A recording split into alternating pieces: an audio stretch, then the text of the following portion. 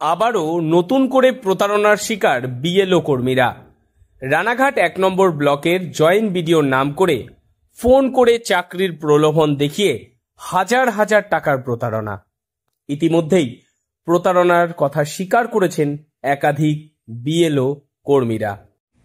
ঘটনাটা হয়েছিল, আমি একটা অনুষ্ঠান বাড়িতে গিয়েছিলাম। সেখানে হঠাৎ করে ফোন এলো, যেহেতু আমি ৯০-৪৩-এর বিএলও।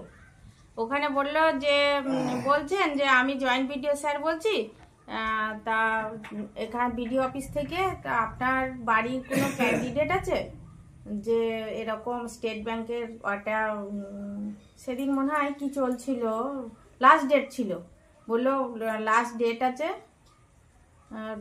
ফর্ম ফিল আপ করার। তা আমি বললাম আমার বৌমা আছে, আমার বৌমা বিএ কমপ্লিট করা আছে, ডিএড করা আছে এবং ইংলিশে অনার্স। তো আমরা এই মুহূর্তে পারবো না, আমরা একটা আর ৯টার মধ্যে কমপ্লিট আমি কী করে করবো। আর ভাবেই নি, আমার সরাসরি আমার নাম বলছে যে আপনি শিখা বিশ্বাস ৯০-৪৩-এর বিএলও। আমি ভাবছি হয়তো জয়েন্ট বিডিও স্যারই কথা বলছে।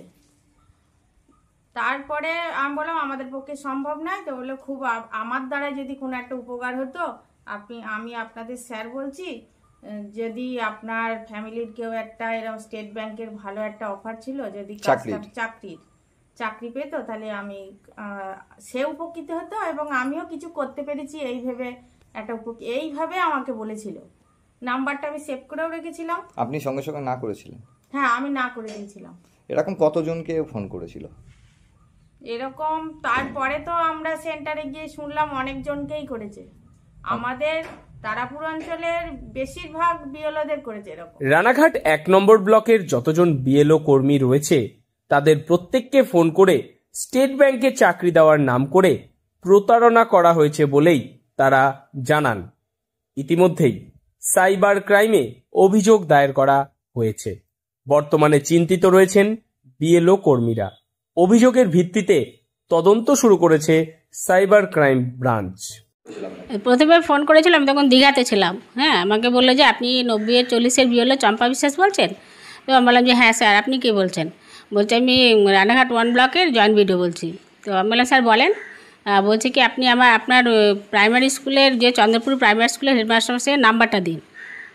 তো আমি বললাম স্যার একটু পরে আমি ফোন করছি, যেহেতু আমার ফোনটা তখন আমার কাছে ছিল না, বাড়িতে ছিল, এবার নাম্বারগুলো সব ওই ফোনে ছিল। তো তারপরেতে কিছুক্ষণ পরে উনি নিজেই ফোন করে বললো যে ঠিক আছে, আপনার দেওয়া লাগবে না, আমি নাম্বারটা পেয়ে গেছি। তো আমি বললাম স্যার কী কারণে? তো তখন বললো যে এরকম স্টেট ব্যাংকের ম্যানেজমেন্ট পদে কিছু লোক নেওয়া হচ্ছে, তো ওর জন্য নাম্বারটা দরকার ছিল। তো ওনার ভাইপোর জন্য অ্যাপ্লিকেশন করেছিল, যেহেতু বয়সটা বেশি হয়ে গেছে বলে ওই জন্য হবে না। এবার আমি বললাম স্যার তাহলে কোয়ালিফিকেশান কী? বললো মাধ্যমিক পাস হবে না, উচ্চ মাধ্যমিক পাস আর গ্র্যাজুয়েশান। দিয়ে তারপরে কিছুক্ষণ পরে বললো যে আপনার ছেলে কি মাধ্যমিক পাস? আমি বললাম হ্যাঁ। বললো তাহলে হবে, কিন্তু একটা ডিপ্লোমা কোর্সে কম্পিউটার সার্টিফিকেট হলে পরে ওটা হয়ে যাবে, কিছু আপনি ৪,০০০ টাকা দিতে পারবেন? তো এবার আমি সে স্বাভাবিক ওই ট্যাপে পড়ে গেলাম। দিয়ে বললাম যে ঠিক আছে দেখছি। যে প্রথমে ৪,০০০ পাঠালাম, তারপরে আবার বললো যে আবার ৪৪০০ টাকা লাগবে, সেটা পাঠালাম। তারপরে আবার কথা বলেছিল ৪২০০ দিয়ে পরপর ৩টে ফেজে টাকা পাঠানো হয়েছিল। তারপরে আমাকে বললো যে কালকে আপনার ছেলেকে 2টার সময় বিডিও অফিসে আসতে বলবেন, দেখা করতে বলবেন। ঠিক আছে। পরে আবার ওকে ফোন করে বলেছে আসা লাগবে না, 29 তারিখে 2টার সময় বিডিও অফিসে দেখা করতে। এবার 29 তারিখে সকাল থেকে ওই ফোনে সুইচ অফ। যদিও এ বিষয়ে ফোনে প্রতিক্রিয়া দিয়েছেন রানাঘাট ১ নম্বর ব্লকের জয়েন্ট ভিডিও সুব্রত পাল। তিনি জানান এই ঘটনার বিষয়টি তিনি জানতে পারেন, তবে অভিযোগ হয়েছে, ঘটনার তদন্তে প্রশাসন রয়েছেন। জয়েন্ট ভিডিও সুব্রত পাল আরও বলেন রানাঘাট ১ নম্বর ব্লক জুড়ে এই প্রতারণার জাল ছড়িয়ে রয়েছে বলেই তিনি মনে করছেন। এখন তদন্তের পর এই প্রশ্ন হবে এই প্রতারণার সঙ্গে কে বা কারা জড়িত রয়েছে।